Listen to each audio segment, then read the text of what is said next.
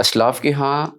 دیکھیں ہمارے پاس سب سے بڑا سب سے بہترین نمونہ وہ ہے جس کو اللہ نے چنا اور ہمارے لیے مبعوث بنایا اور بیچ دیا ہمارے پاس، وہ محمد رسول اللہ صلی اللہ علیہ وسلم کی ذات اقدس ہے۔ آپ صلی اللہ علیہ وسلم احتساب کی بات جب ہم کرتے ہیں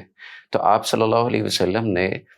اپنے ساتھیوں کے سامنے کھڑے ہو کے کہا تھا کہ محمد علیہ السلام نے آپ کے اندر ایک زندگی گزاری ہے، اگر میرے کسی عمل سے، میرے کسی فعل سے، میری کسی بات سے کسی کو کوئی دکھ ہوا ہے یا زیادتی ہو گئی ہے بطور انسان، تو وہ میرے پاس آئے، میں اس کا بدلہ دینے کو تیار ہوں۔ تو وہ آنے والا ایک آیا اور اس نے کہا اللہ کے رسول جب آپ صفیں سیدھی کروا رہے تھے نا تو آپ کے ہاتھ میں ایک چھڑی تھی،